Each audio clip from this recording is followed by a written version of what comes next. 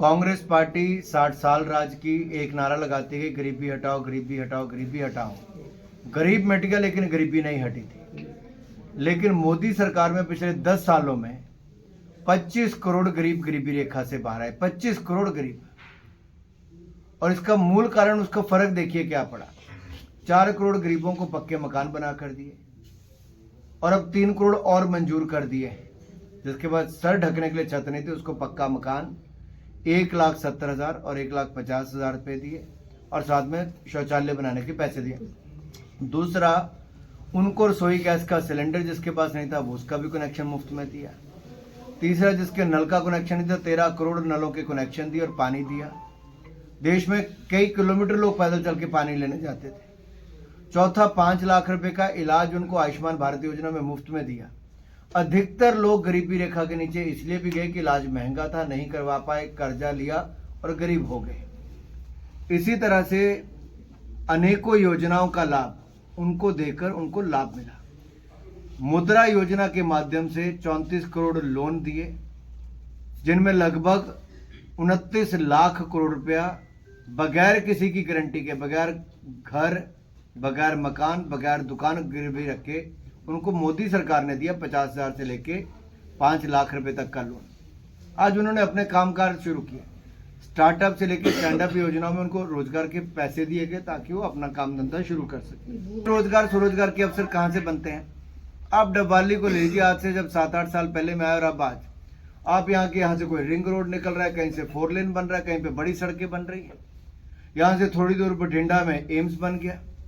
आप संगरूर वाले जाइए, पीजीआई बन गया, आसपास ही। आपकी बातें सही है। देखिए, मुझे लगता है दुष्प्रचार करना, अफवाहें फैलाना, झूठ बोलना और किसी की मृत्यु पे भी राजनीति करना, ये कांग्रेस ने अपना हल्कापन दिखा दिया है। नरेंद्र मोदी सरकार ने अपनी कैबिनेट मीटिंग की। कैबिनेट मीटिंग में मनमोहन सिंह जी का संस्कार करने की बात से लेके उनको स्मारक बनाने तक का जगह भी और उसके लिए जो ट्रस्ट बनना है, जो संस्था बननी, उसको भी मंजूरी दे दी। जमीन को भी मंजूरी, स्मारक की भी मंजूरी, ट्रस्ट की मंजूरी। लेकिन मैं आपसे पूछता हूं, 2013 में किसकी सरकार थी जिसने मना कर दिया था कि आज के बाद अगर किसी पूर्व प्रधानमंत्री की मृत्यु, ऐसे किसी व्यक्ति की मृत्यु होगी तो उसको विशेष स्थान पर नहीं उसकी कराया जाए? कांग्रेस की सरकार थी साहब, यूपीए की सरकार का निर्णय था, ये राहुल गांधी जी का निर्णय था।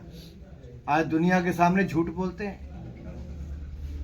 क्या प्रधानमंत्री और राष्ट्रपति वहां गए कि नहीं गए? और मैं आपसे पूछता हूं, मनमोहन सिंह जी से पहले नरसिम्हा राव जी इनके प्रधानमंत्री थे।